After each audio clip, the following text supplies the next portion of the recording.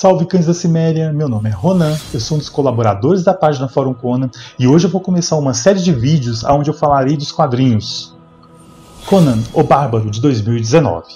Hoje eu falarei exclusivamente da edição número 1. Ela foi lançada em julho do ano passado, ela é escrita por Jason Aaron e desenhada por Mahmoud Asrar. Aqui tem início a uma saga que é chamada A Vida e Morte de Conan. Conan tem uma cronologia de vida muito bem definida. Em uma certa época da vida dele, ele foi ladrão, em uma outra época da vida dele, ele foi mercenário, em uma outra época ele foi pirata, e no final da vida dele, ele foi rei. E o Jason Aaron cria aqui uma saga onde ele vai poder costurar em vários momentos diferentes da vida do Conan e ainda assim contar uma história maior. Nessa primeira edição, a revista começa quando Conan tem em torno dos seus 20 anos de idade. E ele encontra pela primeira vez, uma mulher, que é essa aqui, que é a Feiticeira Rubra. Essa Feiticeira Rubra é a antagonista e vilã de toda a saga. Ela deseja matar o personagem para usar o sangue dele num ritual. É colocado um contexto aqui dentro da história que as pessoas, quando escapam da morte, adquirem um poder no sangue. Como Conan é um personagem que escapou da morte várias vezes, o seu sangue seria muito poderoso, e seria poderoso o suficiente para ressuscitar um deus antigo a qual ela adora. E então é por isso que ela tem interesse em matá-lo. Conan, quando percebe que está caindo numa tramóia dessa personagem, ele consegue eliminar o problema, fugir, e aí então a revista dá um salto temporal, uns 30 anos mais ou menos, e aí a gente encontra o Conan rei. Logo após uma batalha, o Conan rei está andando pelo campo e acaba acontecendo alguns fatos onde ele reencontra novamente a Feiticeira Rubra. Eu não vou dar detalhes sobre o que realmente acontece na história, até para não estragar a surpresa de quem ainda não leu a revista. Só que uma coisa que eu já posso falar sobre uma visão geral é que é uma história bastante clichê. Essa ideia de que matar um personagem para usar o sangue para ressuscitar um mal antigo, nós estamos cansados de já ver isso com o Conan.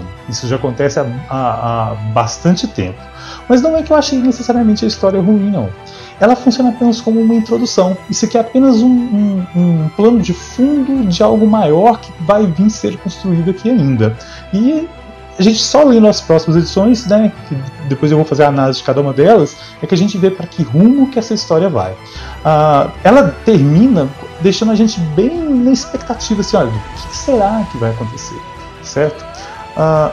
Ela tem um nível de violência também bem interessante. Eu vou até mostrar uma página aqui.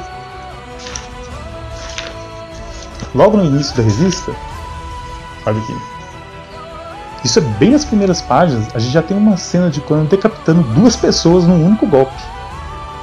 E esse nível de violência, ele segue adiante. Na página seguinte, a gente já tem um Conan quase cortando uma pessoa no meio, e depois, mais no final da revista, tem uma outra cena de decapitação que tem um ângulo muito bem imaginado pelo Mahmoud Asrar. Os desenhos do Mahmoud Asrar são eficientes. Se você talvez for muito acostumado com os desenhos clássicos da década de 70, talvez você estranhe um pouquinho, porque aqui os traços, parece que termina os traços e muito é preenchido pela cor, mas ainda assim são bons desenhos. O Asrar tem uns bons ângulos de captação de cena que é bem interessante. Um problema que eu acho é que, apesar de existir a violência gráfica aqui, ela não tem muito peso. Por que isso? A história é muito curta, a revista tem 48 páginas, mas de história mesmo deve ser no máximo umas 30. E essa história é muito curta, então nada é muito bem desenvolvido. A gente só tem aqui visão do Conan e visão da bruxa. A gente não tem os personagens paralelos, quem são, quem não são, não tem amizades, não tem empatias, não tem ódio, você não chega a odiar ninguém, nem amar ninguém. Então é tudo muito rapidinho, é tudo muito gratuito, tem muito sangue rolando, etc e tal. E a sensação é que é tudo descartável. Não tem um peso real, não tem uma sensação de problema real. Isso é uma coisa que atrapalha um pouco, torna a revista muito fútil perante a outras.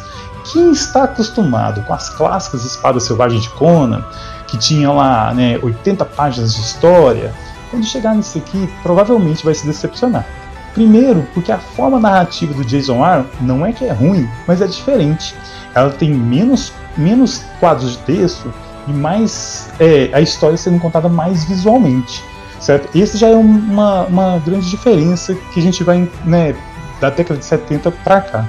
E segundo, porque os desenhos da década de 70 eram muito classicistas, com muito traços, muita arte final, etc e tal. E aqui já não é dessa maneira, aqui já é uma maneira, né, diferente de desenho. Não classifico como ruim, não. Algumas pessoas talvez podem pegar aqui e falar assim, nossa, esse desenho é lixo. Não acho, eu acho o desenho até bastante eficiente. Mas a revista em si, eu sinto que ela ainda não está num ponto certo. É ruim? Não é ruim. Já teve muitas coisas de Conan bem piores do que essa aqui. Tanto na Marvel quanto na Dark Horse. Eu lembro, por exemplo, de quando eu li Hino dos Mortos da Dark Horse, cara, eu fiquei com vergonha alheia daquela história, que história é ruim. Mas também não é ainda o ponto, né, um ponto principal.